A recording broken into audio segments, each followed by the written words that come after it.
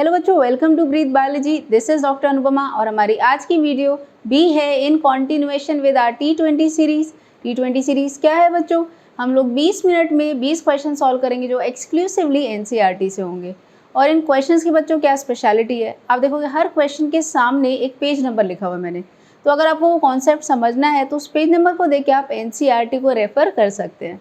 So without wasting our much time, let's proceed to our very first question. Tongue is attached to the oral cavity by. तो बच्चों tongue जो हमारा muscular structure है oral cavity से attached है। ये चीज़ आप खुद से फील भी कर पा रहे होंगे, क्योंकि हम सो रहे हैं तो ऐसे नहीं टंग पीछे चली गई या इधर चली गई इधर चली गई, ऐसा नहीं है। वो एक पोजीशन में है। वो पोजीशन में क्यों है बच्चों? क्योंकि हम देखते हैं टंग के नीचे एक थ्रेड लाइक स्ट्रक्चर है। इस थ्रेड लाइक स्ट्रक्चर को हम कहते हैं बच्चों फ्रेन्युलम। क्योंकि ये टंग को होल्ड कर रहा है इसलिए इसका एक स्पेसिफिक नाम है, वो क्या है बच्चों? लिंगुअल फ्रेन्युलम। अब ये लिंगुअल क्यों हुआ है? क्योंकि देखो टंग के लिए हम एक और वर्ड यूज़ करते हैं लिंगुआ। अब लिंगुआ का एक और मतलब है लैंग्वेज। तो लैंग्वेज के लिए बच्चों हम क्या यूज़ करते हैं? अपनी ज़बान। ज़बान क्या है? टंग ही तो है, ठीक है। तो यहाँ पर देखेंगे बच्चों हमारा करेक्ट आंसर क्या हो गया? Option B, frenulum. अब देखते हैं बच्चों question number second. Pharynx serve as a common passage for food only, air only, both A and B या none of these। तो बच्चों ये जो फारिंग्स है हम देखते हैं ये हमारा ओरल कैविटी और ईसोफेगस के बीच में आ रहा है। तो देखो इसके फर्दर 3 पार्ट होते हैं। वो 3 पार्ट क्या है?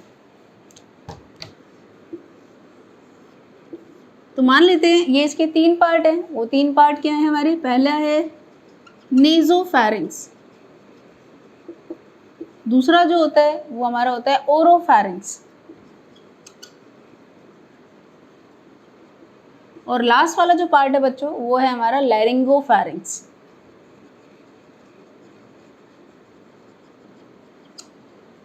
तो नेजोफैरिंग्स नाम से समझ आ रहा है ये होता है in continuation with nasal cavity. तो जो नोज से हम देखेंगे क्या चीज़ एंटर कर पाती है? सिर्फ एयर कर पा रही है। तो यहाँ से तो आ गई एयर।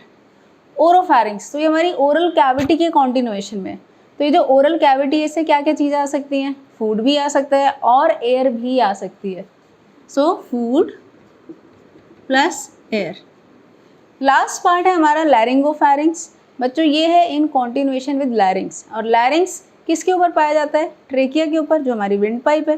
तो विंड पाइप में किसकी एंट्री होनी चाहिए? फूड की या एयर की या दोनों की? एयर की होनी चाहिए ना। तो इसी वजह से हम देखेंगे लैरिंगोफैरिंग्स से भी क्या हम देखते हैं ट्रैवल करता है? एयर। पर यहाँ पे पूरे फैरिंग्स का पूछा है, तो पूरे फैरिंग्स से हम देख रहे हैं क्या क्या चीज़ें ट्रैवल करके जा रही हैं। फूड भी जा रहा है और एयर भी जा रहा है। और इस हिसाब से बच्चों हमारा करेक्ट आंसर हो गया option C, both A and B. Question number 3 देखते हैं बच्चों। The portions of stomach in direction from oesophagus to intestine are. तो ईसोफेगस से इंटेस्टाइन तक क्या क्या पार्ट्स है स्टमक के, वो देखते हैं बच्चों। तो यहाँ मैंने डायग्राम बनाया हुआ है स्टमक का। सबसे फर्स्ट पार्ट जो होता है उसको हम कहते हैं कार्डियक एंड, ठीक है। कार्डियक एंड क्यों बोला गया बच्चों? क्योंकि यहीं पे हम देखेंगे पास में पाया जाता है हार्ट।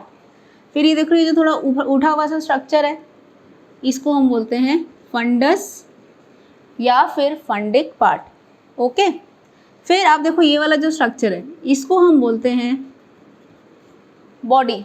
आज से 2 साल पहले वाली NCERT देखते बच्चों तो इस वाले पार्ट को मेंशन नहीं किया गया था। अब जो नई NCERT आई है उसमें ये वाला चीज़ को मेंशन किया है, तो आपको ये ध्यान रखना है। लास्ट पार्ट देखते हैं बच्चों जो यहाँ पर है इसको हम बोलते हैं पाइलोरस या पाइलोरिक एंड। तो बच्चों यहाँ पे हमें पैसेज समझ में आ गया ईसोफेगस से स्मॉल इंटेस्टाइन के बीच में क्या क्या पार्ट्स हैं। फर्स्ट हमारा क्या है? Cardiac and. सेकंड हमारा फंडस।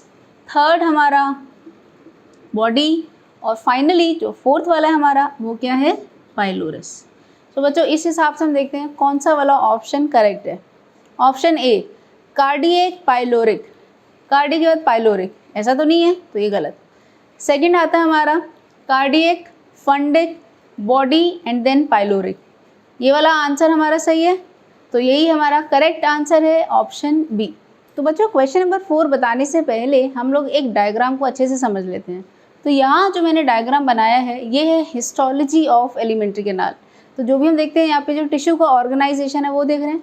तो जो एलिमेंट्री कैनाल है बच्चों ये हम देखेंगे इसकी 4 लेयर होती है। जो सबसे आउटर मोस्ट लेयर है उसको हम बोलते हैं सेरोसा।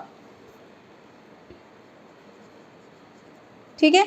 सेरोसा जो है हम देखते हैं मेसोथेलियम से बनी है और उसमें हम देखेंगे कुछ कनेक्टिव टिश्यू भी पाए जाते हैं।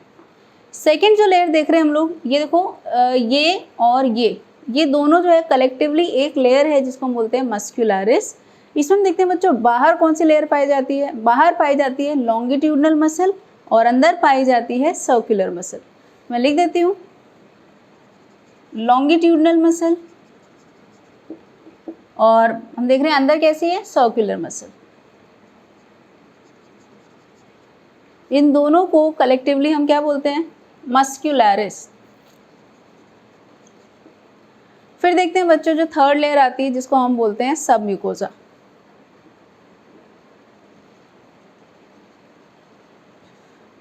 तो बच्चों ये जो सबम्यूकोजा है ये लूज कनेक्टिव टिश्यू से बनी होती है। इसमें हम देखते हैं ब्लड वेसल्स भी हैं, नर्व्स भी हैं, लिम्फ वेसल्स भी हैं, ये सारी चीज़ें यहाँ पे पाई जाती हैं।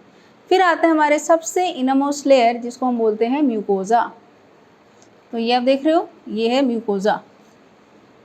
यही म्यूकोजा है बच्चों जो स्टमक में फोल्ड हो जाता है तो फॉर्म करता है गैस्ट्रिक ल्यूगे। इंटेस्टाइन में इसकी जो फोल्डिंग्स होती हैं वो बन जाती हैं विलाई। इतना क्लियर है। अब लास्ट में आप देख लो सबसे अंदर ये जो खाली स्पेस है बच्चों इसको हम बोलते हैं ल्यूमेन। अगर आपको इस डायग्राम को इन डिटेल पढ़ना है बच्चों तो आप ये ऊपर वाला लिंक जो है इसको आप देख लीजिए और इसको आप पढ़ भी सकते हैं। अब पहुँचते हैं अपने क्वेश्चन की तरफ। Which of the following is not true? Option A serosa the outermost layer is made up of mesothelium and some connective tissue. तो बच्चों ये वाली बात मैंने बताई थी, ये एकदम सही है। Option B muscularis made up of smooth muscles is arrange into outer circular and inner longitudinal layer. तो बच्चों ये गलत हो गया क्योंकि आउटर लॉन्गिट्यूडनल होता है और इनर सर्कुलर होता है। ऑप्शन बी गलत है। आगे देखते हैं option C submucosa layer made up of loose connective tissue having nerves, blood and lymph vessels. ये वाली बात सही है। फिर आते हैं हमारी option D mucosal layer form irregular folds in stomach and finger like foldings called villi in small intestine. तो ये वाली बात भी हमारी एब्सोल्युटली करेक्ट है। तो यहाँ पे हमारा जो हम देखिए करेक्ट आंसर है वो क्या होगा बच्चों ऑप्शन बी। तो बच्चों क्वेश्चन नंबर 5 में पूछा गया है salivary glands are present dash the buccal cavity and secrete saliva inside the cavity. तो बच्चों ये जो सलाइवरी ग्लैंड्स हैं ये ओरल कैविटी में कहाँ पाए जा रहे हैं? बच्चों ये ओरल कैविटी में मिलते ही नहीं है, they are present outside the oral cavity. अगर ये ओरल कैविटी में पाए जाते बच्चों तो ये हमारा एलिमेंट्री कैनाल का पार्ट होते, ठीक है। तो यहाँ पर हम देखेंगे हमारा करेक्ट आंसर क्या हो गया ऑप्शन ए। क्वेश्चन 6 देखते हैं बच्चों which of the following is not true regarding liver of human. Option A it is the largest gland weighing around 1.2 to 1.5 kg। ये वाली बात सही है। Option B it is situated in abdominal cavity just below the diaphragm. ये वाली बात भी सही है। And has 4 lobes. तो बच्चों यहाँ पे थोड़ी गड़बड़ होगी। एनसीईआरटी में क्या बोला गया है कि लिवर के सिर्फ 2 लोब हैं जो कि राइट और लेफ्ट लोब है। बट अगर हम अनाटमिकली देखें तो वैसे तो लिवर के 4 लोब हैं। जो राइट लोब है वो फर्दर 3 लोब्स में डिवाइड हो जाता है, that is right lobe proper, caudate lobe and quadrate lobe, ठीक है। बट एनसीईआरटी में लिखा हुआ है 2 लोब, सो हमें वही कंसिडर करना है। एनसीईआरटी की हर एक लाइन आप देखो उसको एज इट इज़ आपको याद होनी चाहिए, उसमें आप कुछ भी मॉडिफिकेशन ना करें। सो बच्चों देखते हैं यहाँ पे हमारा करेक्ट आंसर क्या हो गया। यहाँ हमारा करेक्ट आंसर है ऑप्शन बी। फिर आता है बच्चों हमारा question number 7 about what percent of starch is hydrolysed bye salivary amylase in oral cavity. Salivary amylase बच्चों पहले आपको पता होना चाहिए, यहाँ पे अल्फा अमाइलेज की बात हो रही है ना कि बीटा अमाइलेज की। दूसरी चीज़ सलाइवरी अमाइलेज का ही दूसरा नाम है टाइलिन। तो अब हम बात करते हैं ये कितना परसेंट स्टार्च का ब्रेकडाउन करता है ओरल कैविटी में। ये सिर्फ 30% स्टार्च जो है उसका ब्रेकडाउन करता है, ठीक है। तो इस हिसाब से यहाँ पे हमारा करेक्ट आंसर क्या हो गया ऑप्शन बी 30। क्वेश्चन नंबर 8 देखते हैं बच्चों presence of which of the following have role in lubrication and protection of mucosal epithelium from excoriation by HCl। तो बच्चों जो स्टमक होता है उसके अंदर हम देखते हैं HCl का अच्छा खासा सिक्रीशन होता है जिसकी वजह से हम देखेंगे वहाँ का pH हाईली एसिडिक होता है। कितना होता है अराउंड 1.8, ठीक है। अब इतना एसिडिक pH है तो हम देखेंगे स्टमक की जो लाइनिंग है वो डैमेज हो सकती है। तो वो डैमेज ना हो तो वहाँ पे क्या पाया जाता है? तो वहाँ पे देखेंगे बच्चों 2 चीज़ें पाई जाती हैं, एक होता है हमारे बाइकार्बोनेट आयन और एक होते हैं म्यूकस सेल्स, ठीक है। तो म्यूकस और बाइकार्बोनेट ये दोनों ही इंपॉर्टेंट रोल प्ले करते हैं। आमतौर पे बच्चे सिर्फ म्यूकस लिख के आ जाते हैं, बट ध्यान देना बच्चों एनसीईआरटी में ये भी लिखा हुआ है। तो हमारा करेक्ट आंसर क्या हो गया यहाँ पे option C both A and B. अब देखते हैं बच्चों question number 9, which of the following proteolytic enzyme is present in gastric juice of infant to digest milk protein. तो मिल्क में जो प्रोटीन पाया जाता है वो है केजीन, और इसके ब्रेक डाउन के लिए, इसको तोड़ने के लिए जो हमें एंजाइम चाहिए उसका नाम है रेनिन। ठीक है, ऑप्शन में हमें क्या दिया गया है, रेनिन। तो ये एब्सोल्युटली इनकरेक्ट। क्यों? क्योंकि ये हमको चाहिए होता है for regulation of kidney function. ठीक है बच्चों, ये किडनी फंक्शन जो है उसको रेगुलेट करने के लिए चाहिए, बट मिल्क प्रोटीन को डाइजेस्ट करने के लिए जो रेनिन चाहिए उसमें डबल एन है। तो क्या हमें इस ऑप्शन में कहीं भी डबल एन वाला रेनिन दिखा? नहीं दिखा। तो हम देखेंगे हमारे यहाँ पे करेक्ट आंसर क्या होगा, option D, none of these. बारी है बच्चों क्वेश्चन नंबर 10 की, which of the following enzymes are present in pancreatic juice. तो जी पैनक्रियाटिक जूस कैसा होता है, इसमें देखेंगे तकरीबन सारे हमारे जो एंजाइम्स हैं, चाहे वो प्रोटीलिटिक हो, चाहे वो लाइपोलिटिक हो, चाहे वो अमाइलोलिटिक हो, ठीक है, ये सारे एंजाइम हम देखते हैं यहाँ पे पाए जाते हैं। अब देखते हैं यहाँ पे क्या क्या ऑप्शन है। Option A trypsinogen and chymotrypsinogen, ये वाली बात सही है बच्चों। ये दोनों एंजाइम कैसे होते हैं, प्रोटीलिटिक, अभी इनएक्टिव फॉर्म है, इनको एक्टिव कर दिया जाता है। फिर आता है ऑप्शन बी। ऑप्शन बी में क्या बोला गया है, प्रोकार्बोक्सी पेप्टाइडेस। पेप्टाइडेस नाम में ही आ रहा है तो समझ में आ गया, ये भी कैसा है, प्रोटीलिटिक। फिर आता है option C, amylase, lipase and nucleus. Amylase carbohydrate के ब्रेकडाउन के लिए, लाइपेज लिपिड के, और न्यूक्लियस किस लिए, न्यूक्लिक एसिड के ब्रेकडाउन के लिए। तो देख लो सारी चीज़ों का ब्रेकडाउन करते ही है वो यहाँ पे दिखा दिए। जो पैनक्रियाटिक अमाइलेज होता है बच्चों उसको हम बोलते हैं अमाइलोप्सिन, और जो पैनक्रियाटिक लाइपेज होता है उसको हम बोलते हैं स्टेप्सिन। ये दोनों आपको याद रखने हैं। ठीक है बच्चों, तो क्योंकि ए बी सी सारे जितने भी मेंशन थे वो सारे पैनक्रियाटिक जूस में पाए जाते हैं, तो यहाँ पर हमारा करेक्ट आंसर हो गया option D. Question number 11, trypsinogen is converted into active trypsin by an enzyme dash secreted by intestinal mucosa. तो किसी ऐसे एंजाइम की बात हो रही है जो इंटेस्टाइनल म्यूकोजा से सिक्रीट हुआ है, तो इंटेस्टाइन से रिलेटेड ही उसका कुछ नाम होने वाला है। अब इंटेस्टाइन के लिए बच्चों हम क्या वर्ड यूज़ करते हैं, जैसे आपने सुना होगा हार्ट के लिए हम यूज़ करते हैं कार्डियक, बोन के लिए ऑस्टियो, ऐसे ही इंटेस्टाइन के लिए हम वर्ड यूज़ करते हैं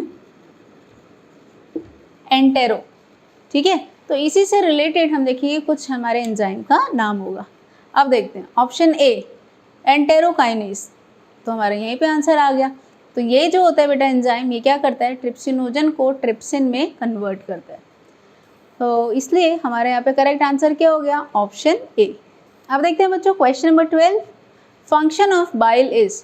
बच्चों बाइल जूस कहाँ से रिलीज होता है, हमारा लिवर से होता है। अब इसका फंक्शन देखते हैं।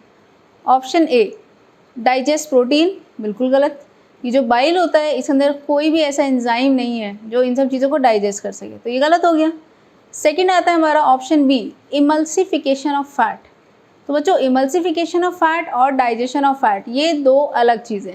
इमल्सिफिकेशन में क्या होता है बच्चों, आपने बचपन में कोई कहानी सुनी होगी जिसमें बहुत सारी लकड़ियाँ एक साथ थी, उनको तोड़ना था, तो जब बहुत सारे लोग एक साथ तोड़ रहे थे नहीं टूट रही थी, अगर एक एक करके उन्होंने तोड़ा तो वो लकड़ी टूट जा रही थी। यही सेम चीज़ हमारा फैट के साथ हो रहा है। फैट का एक बहुत बड़ा ग्लोब्यूल है, ठीक है, ये जो बहुत बड़ा ग्लोब्यूल है इस पर एंजाइम एक्ट करके उसको तोड़ नहीं पा रहा, तो क्या किया गया, फैट के ग्लोब्यूल को छोटे छोटे ग्लोब्यूल में तोड़ दिया।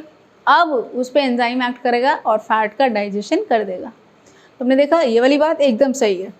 फिर देखते हैं ऑप्शन सी, एक्टिवेट्स लाइपेज। बच्चों ये भी इसका फंक्शन है जो बहुत सारे बच्चों को पता ही नहीं होता है, बट तुम्हें पता होना चाहिए। ठीक है, तो हम देखेंगे 12th का आंसर क्या हुआ, ऑप्शन डी। बारी आ गई क्वेश्चन नंबर 13 की। सक्कस एंटेरिकस और intestinal juice is constituted by.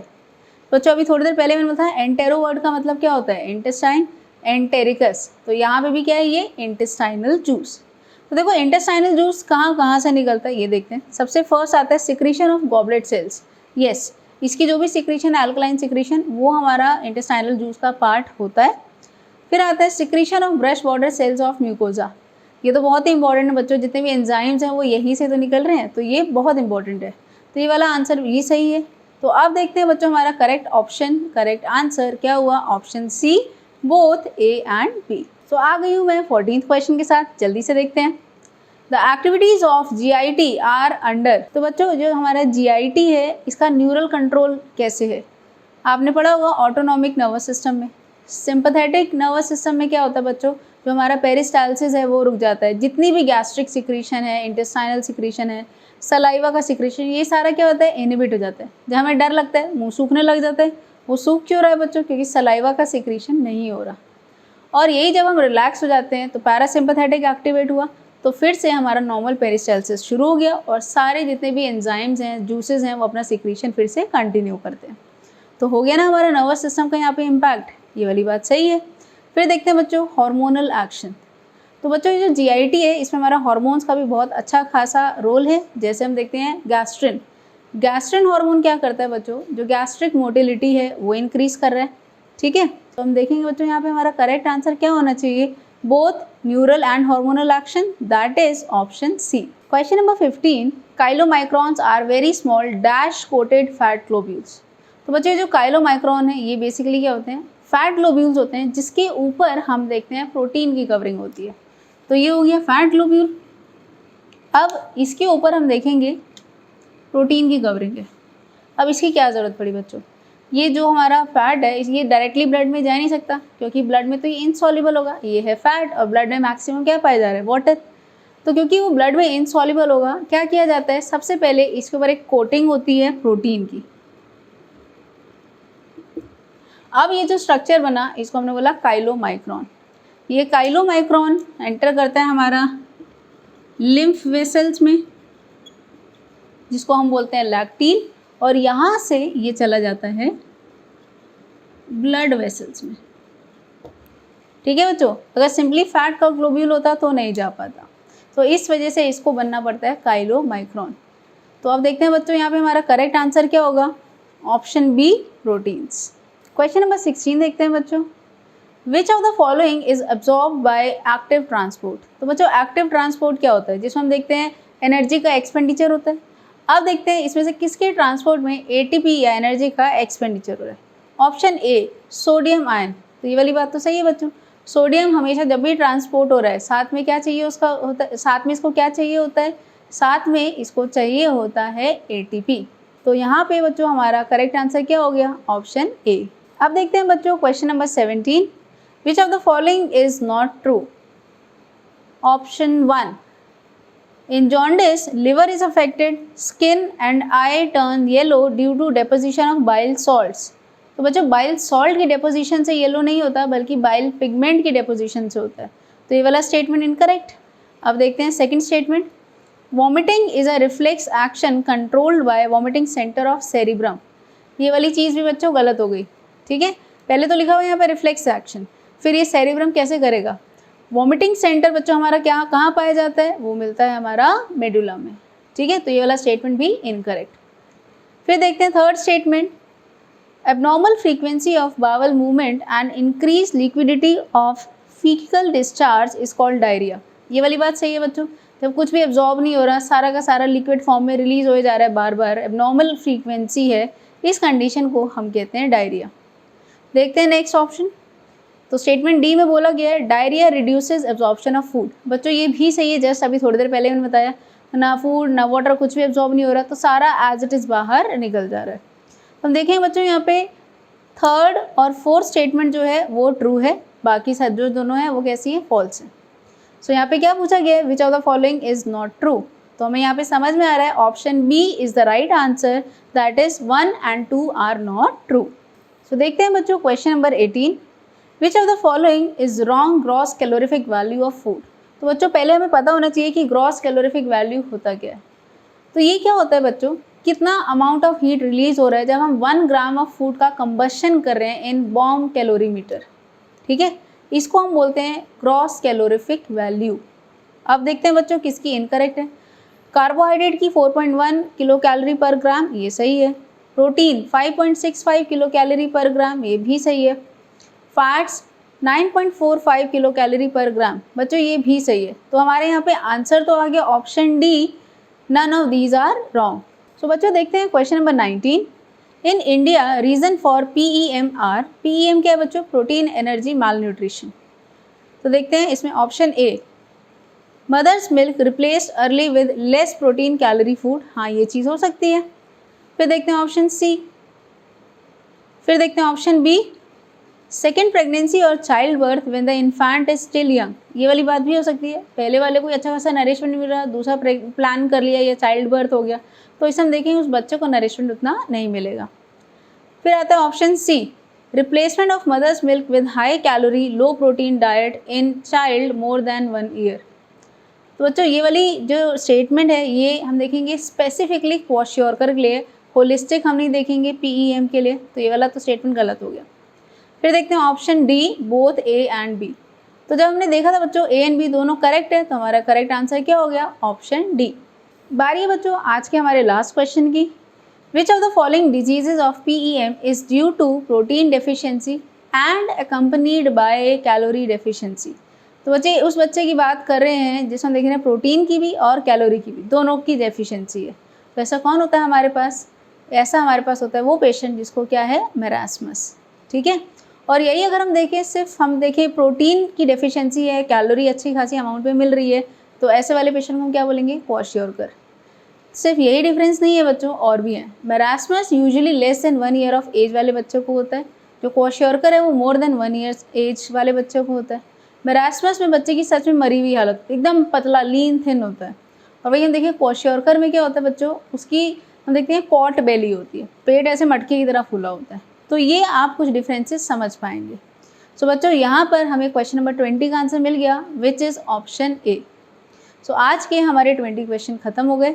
I hope आपने ये सारे क्वेश्चन अटेम्प्ट कर लिए हैं। अगर कर लिए हैं तो पैट ऑन योर बैक, और अगर आपको अभी भी कुछ डाउट है तो आप मेरे से पूछ सकते हैं कमेंट सेक्शन में। Thank you.